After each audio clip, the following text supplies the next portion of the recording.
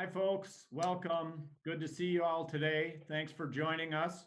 Rick Brimacombe of Club E and Brimacombe Capital coming to you again live. Appreciate you working us in, hopefully with a cup of coffee or whatever your morning routine is in the stay-at-home order. Club E is sponsored by Irish Titan, an e-commerce and digital strategy agency, Boulay CPAs and Advisors, Highland Bank, a family-owned community bank, and Minnesota Sales Institute, and Scott Plum. Scott is joining us here this morning. Welcome, Scott. Thank you. Thank you. Great to be with you and your listeners or viewers. Great. Thank you. Thank you for fitting us into your schedule. So Scott and I have been friends as well as business contacts for a number of years. Scott and I have worked with businesses that I'm involved in, as well as on my own business and Club E. Really appreciate you being here, Scott. Interesting times we're in terms of what's going on from a selling perspective in this market. And I thought it'd be a great topic to cover today. But before we get into that, tell us a little bit about how you're spending your time. You mentioned sharpening a saw, one of the Stephen Covey tenets. So tell us a little bit about that. Well, I started with thinking about all the things that I wanted to do that I don't normally do in a normal business environment. And some of the things that I wish I had more time for were reading and listening to more podcasts. I've been balancing what I call the 3 E's. So it's education, entertainment, and exercise. And when this first started, I probably was a little bit more heavier on the entertainment and catching up on some shows and kind of doing some binge watching and hoping this thing would pass as soon as possible. I throttled that back a little bit more and started stepping up the education and listening to podcasts, doing some reading that I really wanted to catch up on. And then lately I've been getting on the scale and noticed that that's been changing a little bit. So I've been working on the exercising. So I'm grateful that I live in a condo with 28 floors, and I've been running the stairs every day, and that's been getting my heart rate up, and I've been feeling better and sleeping better. So I'm getting back to that now that, since the clubs are closed.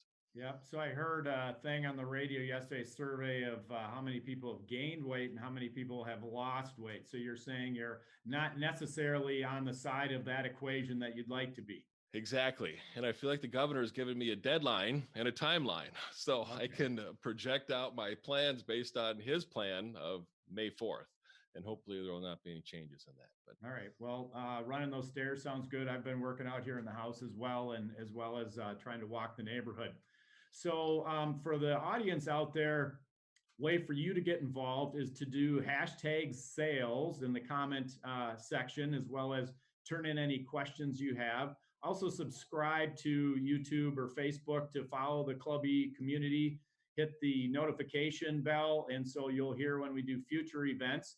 And on the hashtag sales comment, Scott will tell us a little bit about an assessment of sales teams that he does. And the first 5 people that submit a hashtag sales comment will get a free assessment with Scott. So Scott, tell us a little bit about that. Sure. That's similar to a DISC assessment. So it's going to measure your dominant, influence, steady, relator, and compliant. And it really gives insight as to how people work together as a team, how they are motivated, how they manage certain conflict and interaction with other people, and how we can really concentrate on our strengths, leverage our strengths, and manage our weakness. It'll also be able to tell us a little bit more of what is our strongest sort of behavioral areas when it comes to dominant, influence, steady, relator, or compliant. And generally, salespeople will be a very high I, as they say, a very high influence, and they'll find that they're mostly extroverts, but there is some evidence to prove that successful salespeople are really truly introverts. They're very intentional about their actions. They get their energy from really thinking and contemplating certain topics and then applying what they've learned with the marketplace, their prospects, customers, and clients. So it's really interesting when somebody does an assessment, kind of like an X-ray, to see what's inside the head. How do you process working with people's problems, etc. And be happy to give that to the first 5 people that are recognized as sharing this event with the hashtag sales. Yes. And then again, a reminder for the audience, you can submit questions. Scott and I have been going through some questions that we think would be valuable for today. We're going to share those, but we will get to the audience questions if you would like to submit those.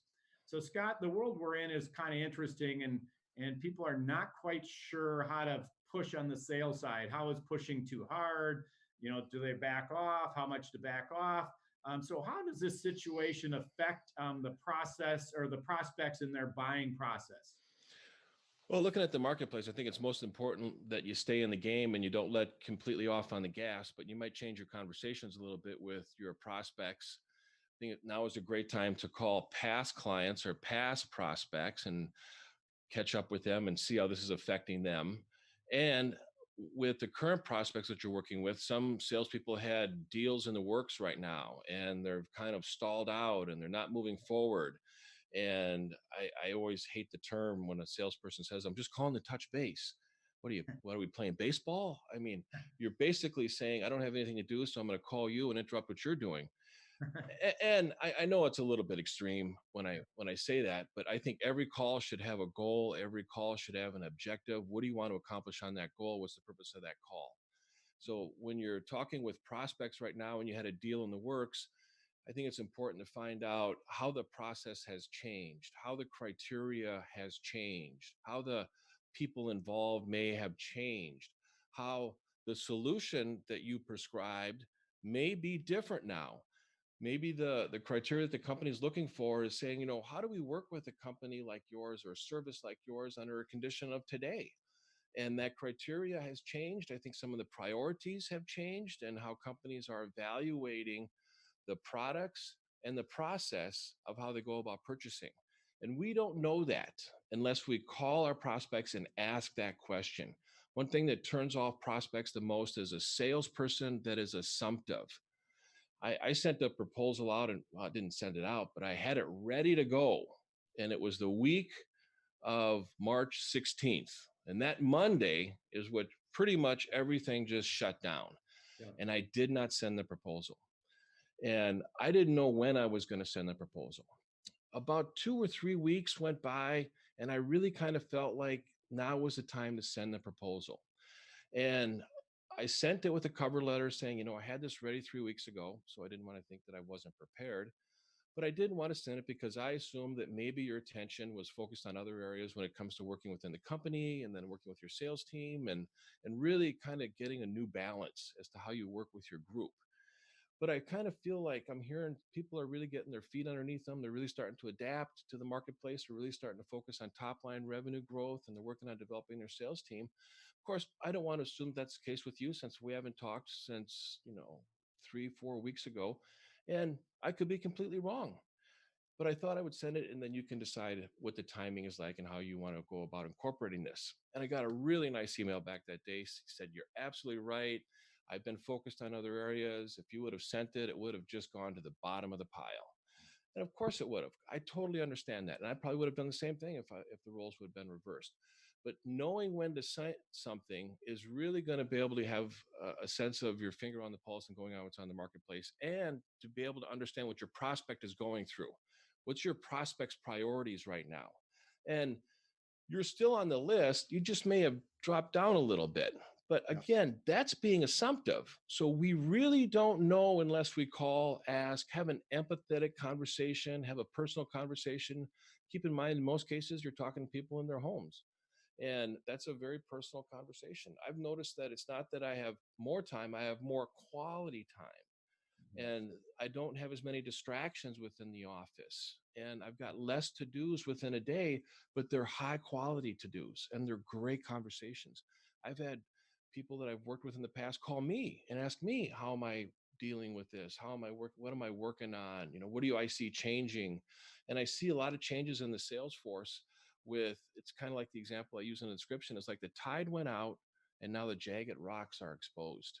And Yeah. now sales managers are able to see a sales team going, maybe we need to really work on some of these skills. Maybe they were really covered up by complacency. Maybe they were covered up by the momentum. Maybe they were covered up by everything was working well. Why would we want to change it? If the market's working, why do we want to stop the momentum? So any questions on that or kind of went on a Well, lot? actually, you used the word that you said that struck a chord with me was the word empathy. Yeah.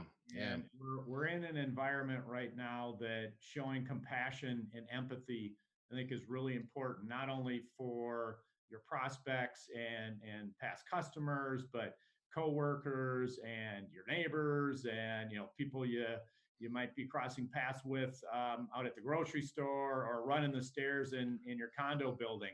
Yeah. Right. A little bit from a sales perspective, the role of empathy and compassion in the environment we're in right now. Yeah, yeah, and I, fortunately or unfortunately, I've taken the strength finders, and I have empathy as a strength. And sometimes I feel like it's a weakness because I very become very empathetic with salespeople, and unfortunately, sometimes I get excuses from salespeople as to why they're not performing and achieving their goals versus reasons why they're not performing and achieving their goals. But empathy is really seeing the perspective from another person's side and to be able to relate to where they're at. And it's a little different than sympathy, but it's in the same category.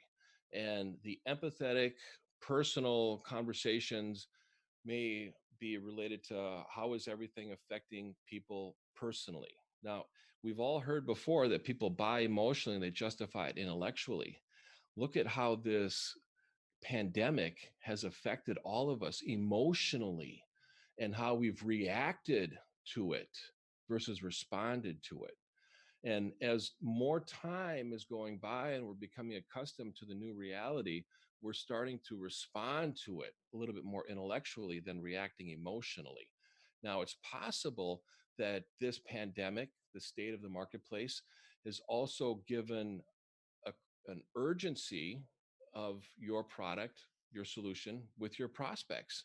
And maybe they're starting to look at it going, gosh, what happens if we don't have this? What happens if, we can't go outside and gather? What happens if something is taken away from us? This is the lost aversion. This is human motivation. This is what causes us to take action and grasp what we're about to lose. So the lost aversion motivation is in play right now. And we can come across as being desperate as salespeople, or we can come across as being empathetic with salespeople. But we need to be the person that is the resource, that has the solution, that has the knowledge, and the prospect has confidence in us that they're going to be okay working with us.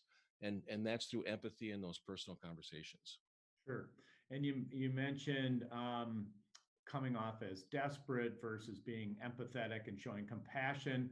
So how has your role changed in the focus that you're presenting out there to your clients at Minnesota Sales? How has that changed, or maybe how hasn't it changed given the current situation?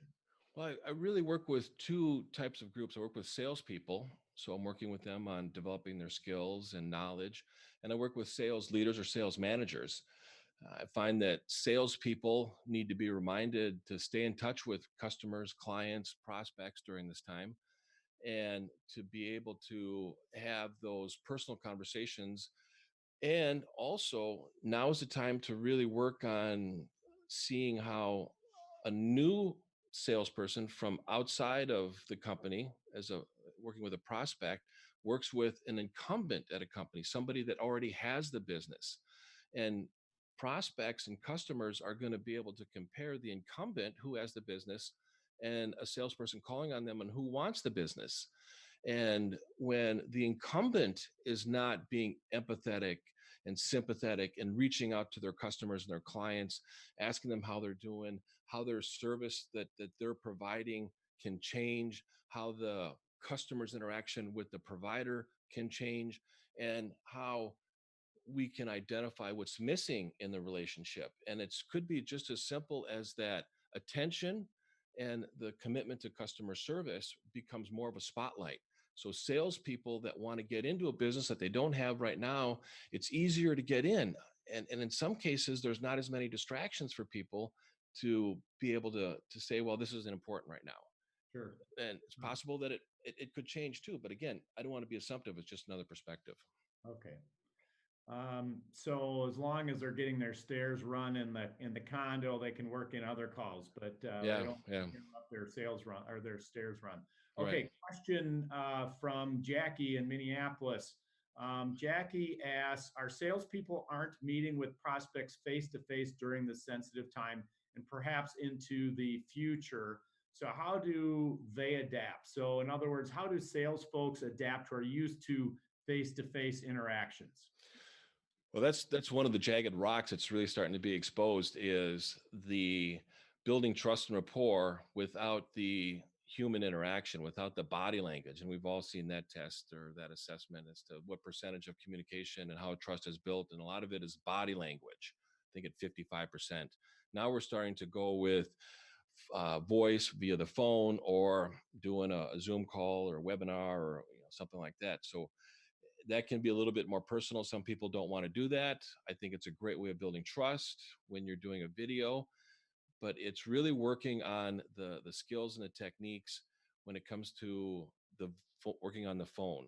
So you have to be prepared in creating an agenda with a call. You need to be respectful of a person's time, just like you would if the marketplace was at full steam. But now people are really focused on communicating on the phone. And I think picking up the phone versus sending an email is always the best way to communicate. And or use the email to schedule a time to talk. And it could be just as simple as a 15-minute conversation. But we have to be able to manage our time and still stay in touch with our customers and prospects and not react, not come across as being desperate. We're responding to this and knowing that we are still providing a valuable service. I see a lot of people starting to offer what they're doing for free, and that's their decision. I don't want to be able to devalue the value proposition and the price that people pay for a service because it's devaluing the people that have paid for it in the past. And how do you change that going in the future where it's like, I'm giving it away for free for 4 weeks, but then I'm going to charge after that? However, you can talk about the application of the service and the expectations of the impact of the service with a prospect now without devaluing the value proposition. Maintain your value proposition and the integrity of your product or service and be cautious about doing that. If you are tempted to offer any incentives right now, consider adding something more versus discounting a price.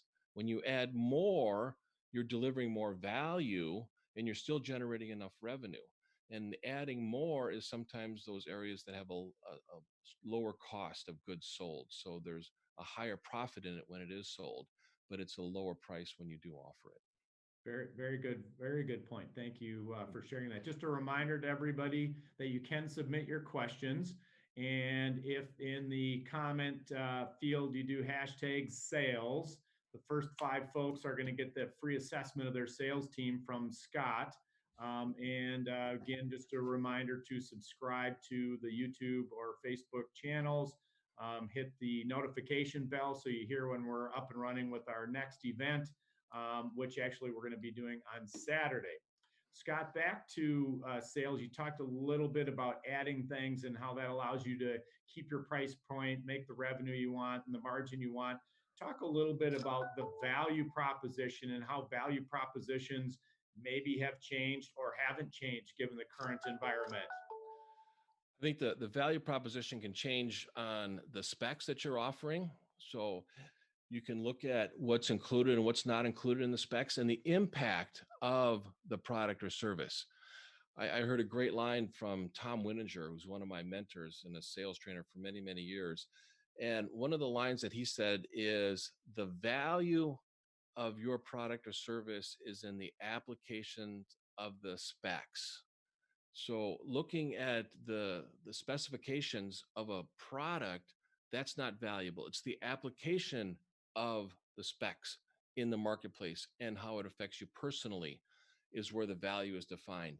So looking at the services that you're offering and how the value proposition has changed, it may be weighted differently based on the current marketplace. So in most cases, a value proposition says that you're offering something that's going to reduce a cost or reduce consequences or reduce a risk in the future.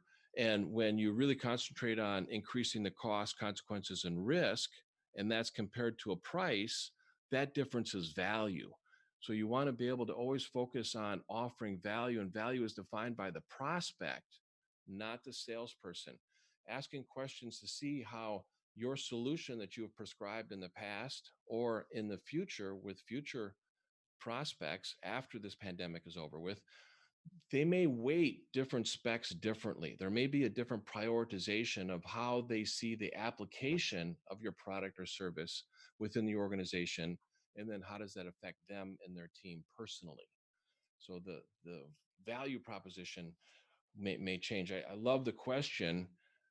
Describe the experience your prospect has in the absence of the value your solution provides.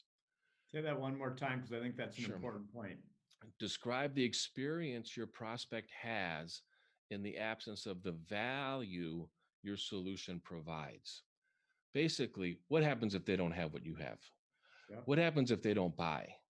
That's a personal impact that they will experience. Imagine, just let's use homeowners insurance. Let's say your house is owned free and clear and you didn't have homeowners insurance, and you come home one day and the fire department's out in front and it's gone. Wow, that's an impact. Now you compare that cost and consequences to a price, which is a monthly premium on an insurance policy. Car insurance, the same way. Different areas of our life. Just think about some of the things that we did not have during this time that are affecting us personally. Look at who's benefiting the most from this. Was listening to a podcast. Freakonomics does a podcast. Yep. The first one I listened to talked about Blue Apron, which does the meals prepared and they send them to them, and their stock has just gone up significantly because everybody's eating at home. We heard about milk being dumped out, farmers milking cows and they have to. You have to milk the cow, otherwise the cow can't hold on to the milk, and then Problem. dumping it. Well, they're dumping it. Well, yeah. So you go to the grocery store and there's no milk. Well, the milk that they dumped are the ones that go to schools and universities that are not open. So that's the channel for that distribution for that particular product. Well, there's no way, no place to go, so they had to dump it. So it's when you look at who's being affected by this, there are some people it's not affecting at all. I talked to one person yesterday, no impact at all. They still work from home. They still sell to their same prospects. They're still buying the same way that they've always bought. They still need the same service. Nothing's changed. Good for them. That's great. Some people, it has impacted significantly. I do live classes. Shelter in place and social distancing has a direct hit on what I do. It has just been fascinating to see how that just dried up. But I need to be creative as to what else can I offer without diluting the value proposition. And that can be very exciting to see how the marketplace changes. If we don't change and the marketplace does, we get left behind. So looking at developing salespeople, what needs to change with the salespeople? Another group I work with is sales managers. We talked a little bit about salespeople. Sales managers, this is a great time to do an assessment on your sales team. There's these jagged rocks that have been exposed. The tide has gone out. The jagged rocks are there. How do we work on developing our sales team? What can we work on now? Because the objection has always been in the past. I don't want to pull them out of the field, or I don't want to waste their time on doing an assessment or invest their time on doing an assessment. Now is a time to really look at how a sales manager can really work on developing the sales skills and the sales knowledge of a salesperson, and to be able to have that constant interaction right now. Not that they're micromanaging. I know a lot of sales managers go, I don't want to micromanage my salespeople. I know a lot of salespeople say, well, my sales manager is micromanaging me. No, he's proactively managing you, and creating a good structure every day of a call is going to make it a lot easier to be proactive versus micromanaging. And a good format is, what's the plan today? What are some of your sales objectives that you want to accomplish? What are the activities that you're committing to reach the objectives? The objectives then give you the results. So sometimes we get so focused on the numbers. Well, what's your number? Did you make your number? Did you get your number? What's your number? When in reality, we need to take a couple steps back and look at what are your sales activities? How many calls are you making? How many people are you talking to? Now, you're not going to be making 25 or 50 calls in one day. That's probably not going to happen. You might have 8. And that's still a good day if you have conversations, because you might find that you have more conversations now and a greater conversation rate versus just an attempt. because maybe people are available, or you've set up times where they want to still stay in touch. Prospects can be very hungry right now looking for knowledge and how your solution can be used differently in their company. Yeah. You mentioned the two different roles. You had the salespeople, and then you had the sales manager. Hmm. If you were to field a call from a new client today, or you did a call with somebody you hadn't interacted with, in the world we're in right now, what might a salesperson do first? And what might a sales manager do first in terms of things that you might steer them toward? I think a lot of the internal focus for salespeople that they really don't get a chance to really work on is describing a perfect fit. So, who is a perfect fit customer or client? I ask that question frequently every time I meet with a company. And there just seems to be enough business coming in where they don't really have to think about going out and getting it. It's the difference between being reactive as coming in versus proactive as going out and getting it. So, finding out what is a perfect fit, thinking about how is value defined. So, what is a prospect experience in the absence of the solution that you provide? So, if they didn't have what you have, what would they experience? Focus then on the questions to ask and anticipate the asking the prospect for them to discover the value proposition. So we're really working on defining our value proposition. We're really defining on our perfect fit. And then we're really working on what do you really sell? Everybody sells one thing. It's one word. It's outcome. It's results. It's not about the drill, it's about the whole. It's not about the specs, it's about the application and impact. So, what do you sell? You sell a result, you sell an outcome. And asking questions for a prospect to uncover and discover the outcome and the benefits and the reduction in cost, consequences, and risk. So, it's pain gain. They're going to realize how your product can be used. So, identifying a perfect fit, being clear about what your value proposition is, and then understanding the outcome and the results that you sell and the impact that you have on people. Those are Okay. things that a salesperson could really spend some time concentrating on and really refining their sales skills. Okay. All right. Another question from the audience. Again, a reminder, the first five folks that do hashtag sales will get a free assessment of their sales team from Scott, and we will get to your questions if you submit those. So I have a question from Greg. Greg asks, how do salespeople deal with cash constrained prospects? And is flexibility in contract terms the answer, or should I just move on? Mm, great question. Um, Looking at how some companies have worked with their existing customers during this time when it comes to cash flow, there are some very creative ways of taking the pressure off of cash flow, but still maintaining the relationship and the value. And that can be a bigger question and take some time to really concentrate on understanding and exploring options. So you're really getting into a negotiation step where you're exploring options and how you can work with somebody. There's two words that I think need to be really clarified and defined when it comes to working with prospects, customers, and clients. One is money, the dollar bill. Money is an instrument used to exchange value. So when we think about defining value, I think we need to really do a comprehensive approach to identifying cost, consequences, and risk, and then the price to reduce that. Also, looking at gain and challenges and goals, and the price to achieve that. That difference is value, and that's exchanged with a dollar bill. The other word is budget. Budget is a predetermined amount before a decision needs to be made. That's all a budget is. So when you really think about companies and their budgets, is it a bit of an excuse? Is it a put off? Is it the beginning of a negotiation?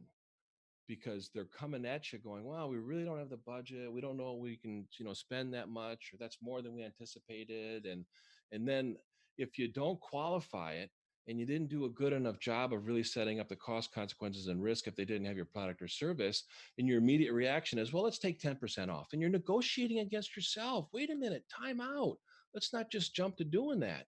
Let's figure out a little bit more about how you can define the value, maintain the pricing integrity and the value proposition at the same time, and have a stronger relationship. You may be adding more value by asking more questions and not cutting the price, but that's going to require more time. And if you've got that trust and rapport established with somebody and they're giving you information, the key to negotiation is getting information. So ask and anticipate the questions based on the information that you want to get that information, and then structure a presentation around what are their goals, what are their challenges, what do they want to accomplish. And when you present a solution that sticks to their goals, reduces the cost, consequences, and risk, that's when value is defined, is when there's 100% connection between goals and challenges, solutions, and price. Boom, we have value. Then they will find the money because they understand the costs and consequences if they don't do it. Because the budget was set before a decision was made. Now we need to make a decision. Wants and needs may have changed. And now your product, your service becomes a higher priority, which means they end up reallocating a budget and they end up finding the money. And I know that's not 100% it, but it increases the likelihood of getting the outcome that you want. Fair enough? Okay, fair enough. Thank you very Good. much. Yeah, yeah. All right. So, in kind of looking at the market and assessing companies, I, I, I think a good way to look at them, at least from my perspective, is that you have companies that really weren't hurt that bad, or maybe even doing better. Mm-hmm. You have some companies that were hurt a little bit, and then you have some companies that were hurt a lot, and they're kind of in one of those three buckets. Mm-hmm. So, for a company that is really not hurt or even doing better, maybe there's not changes that need to be made. But for the other two buckets, the middle one being, all right, they've gone through some defensive changes. They now maybe are trying to figure out, how do I go on offense? And then the last one being the ones that were hurt pretty bad. If you were to be talking to either one of those two buckets, changing from defense to offense, or the Mm-hmm. ones who were hurt pretty bad, what might you say to them, and how might you kind of try to focus their sales strategies? I would ask them to think back when the business first started, when they were really going through that business plan. Maybe when they went on an annual retreat and they really wanted to think about how was last year, what's the goals for this year, and how do we get out of this slump and really concentrate on getting back to business. And it may be a concentration on really what's important versus getting involved in the distractions. And I think there's a few steps that they can follow. Is first getting the information that they need in order to get back to speed, and to be able to maintain the momentum and grow at a pace that they can manage. That may be the biggest challenge. I mean, none of us really know the answers as to how are we going to come out of this and what's it going to be like. Nobody knows. You can watch the news all day long. Nobody knows. They can project, and we look at the news today based on the projections a month ago, completely wrong. I mean, it's just so far off in some areas. It's just like surprising. The folks that are speaking today, they don't know how it's going to come out at the other end. So get the information that you need, then qualify the opportunities that are available in the marketplace based on the information that you've gathered. So there may be new opportunities. The opportunities that you have from 6 months ago may not be the same opportunities you have in 6 months from now. There may be completely new opportunities. Then create a strategy as to how you're going to go about those opportunities. How are we going to get in front of those people? What's our value proposition? How do we start creating a sales plan, an opportunity account management for that, and then execute on that strategy? So it's get the information, qualify the opportunities, create a strategy, and then execute on the strategy. And those four simple steps are really going to cause you to be focused on how do you get out of this in 6 months. And again, it could be just turned on like a fire hose. We don't know. We really don't know. It's going to be interesting to see, and I'm looking forward to just going back and hearing some of the webinars that were done before, and then looking at them 6 months from now, going, "Gosh, how close were they?" maybe they were right. Maybe they were completely wrong. And I'll say right now, I don't have all the answers. So I could be completely wrong too. Well, you just step up to the plate and swing the bat the best you can. So Exactly. here's another question from Steve. Steve wanted to know, kind of from a compensation standpoint, what should management or sales management do about their sales team? You see a lot of layoffs. You see folks being asked to take pay cuts, et cetera. What might management or sales management do with their sales team regarding compensation in this particular environment that we're in? Yeah, great question. The slogan and the saying, the mantra that I use is reward the behavior you want to instill. So you look at the day, a great day, and you go, gosh, how can I have another great day with the sales team? How can the salesperson say, God, I really had a great day? How can I have another great day? And when they're motivated by a sense of purpose and a sense of achievement, and they're motivated by, in return for that, they get compensated. So there's that money motivation. It's not about the money, it's what the money will do, Yep. is really motivates salespeople, is to be creative on the compensation plan. I'm a fan of a draw. A draw is a payment made every month based on projected sales commissions that have not been earned yet. So you're paying salespeople in advance for commissions that they will earn in the future. They may need the money now because they need to survive and sales have dropped off, but you want to maintain your sales team and you want to maintain your employees. So, how can you keep them without losing them? Because then it's harder to get back. And then we all know what that's going to be like. And then reconcile on a quarterly basis with the results. So we go, okay, here's the results. Here's the commissions that you would have earned for this particular month. Here's the commissions that we've already paid you. What's the difference between the two? And then a salesperson that was paid at maybe a 75% commission on a draw and ended up achieving 100% of the goal, they got a 25% bonus after that. Now, if you get somebody that is paid at 75% and they end up turning in a scorecard that's 60%, well, you got a 15-point difference there. Now, I don't know that you want to ask them to write a check out, but you want to say, we're going to push that forward to the next quarter. So we have a little bit more to make up. So what can we do as sales leaders, as sales managers, to really work on developing your skills, developing your knowledge, and really give you the tools and resources to be able to get up to speed? And that's where a sales manager's role really comes into place, is now we got somebody that we want to keep. They're seeing opportunities in the marketplace, or they don't see the opportunities, but sales management sees the opportunities. We really need to work with that salesperson to be able to reinforce some training. So it might be sharpening your saw on some sales training. It may be providing some guidance as to where you're spending your time. Let's go over some call plans that you've got, some sales plans, and to be able to prep for those sales calls before you do them. It may be delivering coaching, and coaching is really working on some of the conceptual beliefs that hold salespeople back from the application of the skills and knowledge. So they may have a belief system that's holding them back. They may have a trouble dealing with money. They may think that they don't have the budget. So I don't know how to ask the questions on uncovering budget and uncovering cost, consequences, and needs.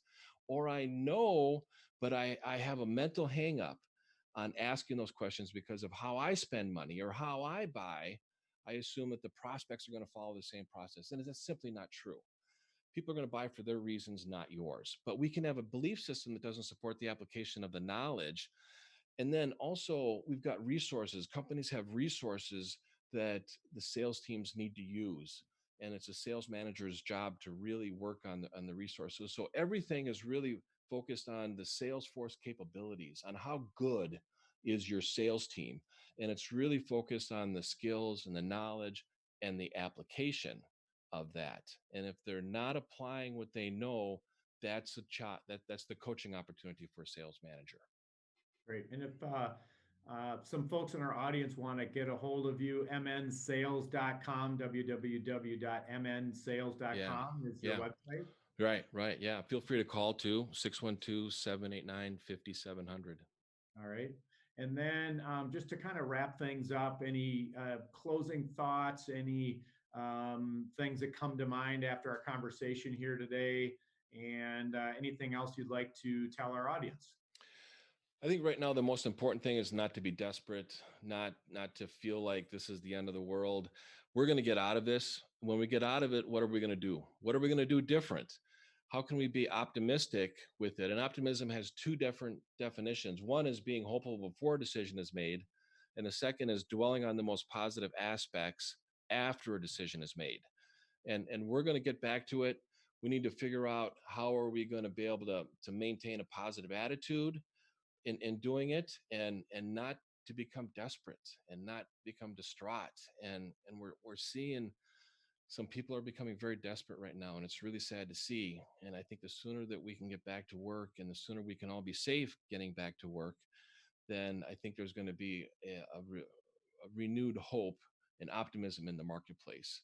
And I really do think that it's going to pick up quickly. And I know there's a lot of contrarian, anticipation to that. I believe it's going to pick up quickly. And if somebody wants to prove me wrong, the facts will speak for themselves. We'll see what it's like in 6 months. Well, certainly be a lot of pent up demand for a variety of different products and services. Yeah. So again, Scott, you're at mnsales.com, www.mnsales.com.